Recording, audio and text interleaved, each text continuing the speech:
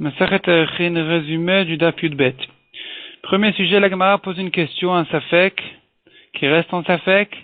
Est-ce que des Nesachim, qui sont une offrande de vin, qui ne vient pas accompagner, dans un cas où ça ne vient pas accompagner un korban, est-ce que ça demande aussi une shira, un chant, ou non?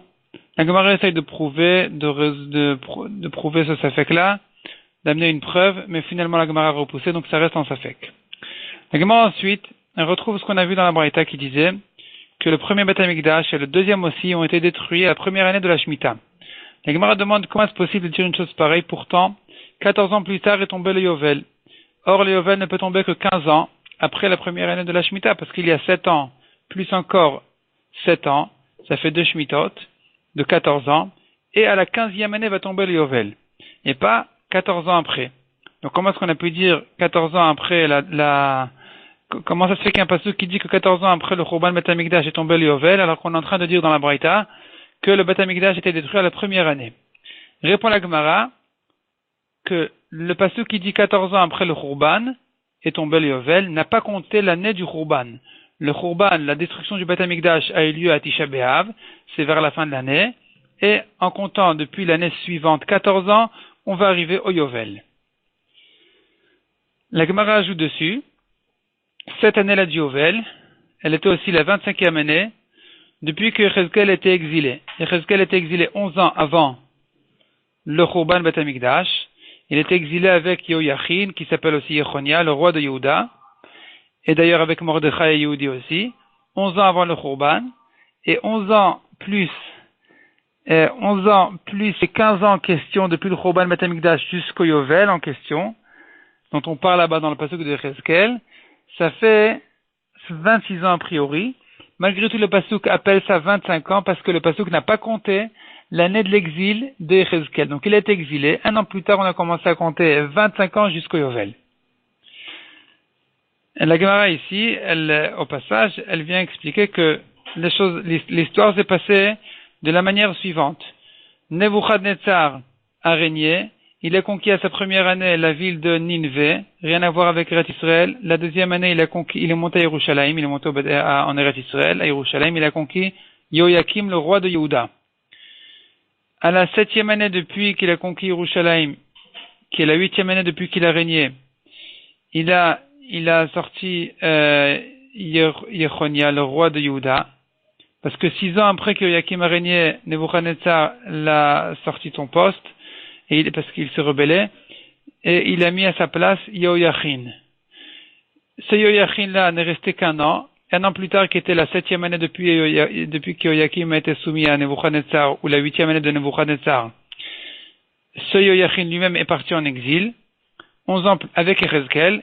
11 ans plus tard, c'était donc la 17e année depuis que Yoyakim a été soumis, ou la 18e année depuis la royauté de Nebuchadnezzar. À ce moment-là, le Beth Amikdash a été détruit. La Gemara ensuite passe au deuxième Beth Amikdash qui lui aussi a été détruit à la première année de la Shemitah. Demande la Gemara comment est-ce possible de dire une chose pareille. Pourtant, les calculs ne ramènent pas à la première année.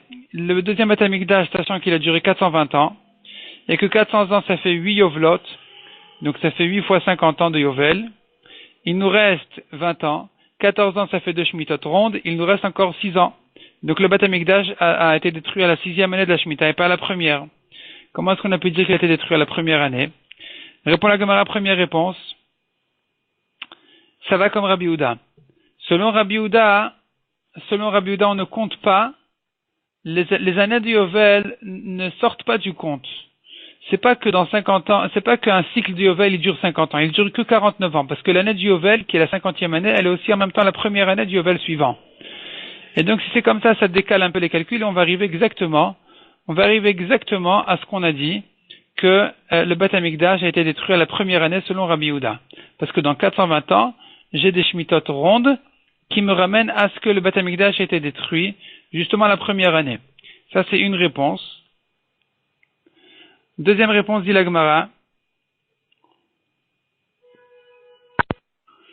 Avant la deuxième réponse, la Gemara demande, mais Rabbi Yehuda, il ne s'arrange pas avec la Recha, il ne s'arrange pas avec le premier Beth Amikdash, parce que selon Rabbi Yehuda, on ne va pas se retrouver à, comme ce qu'on a dit, 14 ans avant le Yovel pour le Khurban du premier Beth Amikdash, Et la Gemara va répondre que le compte du Yovel a été recommencé à 36 ans avant le Khurban, lorsque Yirmiyahu a ramené l'exil des 10 Shvatim qui était bien avant Nebuchadnezzar. Ils ont été exilés par Sancheriv et ils ont été ramenés par Yirmiyahu, un Navi. Et 36 ans après, le Beth Amikdash a été détruit. Et quand ils sont revenus, on a commencé un nouveau calcul, un nouveau compte de Yovel. Et donc, effectivement, on va retrouver que le premier Beth Amikdash a été détruit 14 ans avant le Yovel. Donc ça, c'est pour résoudre la Reisha. La Gemara donne une deuxième réponse. On n'a pas besoin de dire que ça va comme Rabbi Yehuda. Donc on revient à la question. Le deuxième Beth Amikdash, selon notre calcul, il a été détruit à la 6e année et pas à la première année. Donc première réponse, on a dit ça va comme Rabbi Yehuda qui décale un peu les comptes. Deuxième réponse, dit la Gemara, ça peut aller comme Rabbanan. Est-ce qu'on a dit que ce qui s'est passé au premier Beth Amikdash s'est passé aussi au deuxième? Ça ne se rapporte pas sur toutes les choses. Ça ne se rapporte pas sur le fait que ça a été à la première année de la Shemitah. Motzei Shvit, c'est pas comme ça.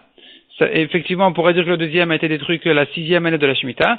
De même que ça ne se rapporte pas sur le fait qu'au premier Beth Amikdash, c'était la famille de Yoyariv, la famille de Kohanim qui servait à ce moment-là. Tandis qu'au deuxième Beth Amikdash, Yoyariv n'ont pas retrouvé leur place. C'était que, même si ils ont fait les Nevim, ont institué que puisque Yoyariv n'est pas remonté au deuxième Beth Amikdash, ils ont perdu leur place. Donc de toute façon, on est obligé de dire que le deuxième Beth Amikdash n'a pas été vraiment, pas tout ce qu'on a décrit sur le premier Beth Amikdash s'est reproduit lors de la destruction du deuxième Beth Amikdash. Donc on pourrait dire pareil en ce qui concerne les années de Shemitah, que le premier a été détruit effectivement à la première année, tandis que le deuxième n'a été détruit que à la 6e année de la Shemitah, chez Ibane Bimera Biamen ou Amen.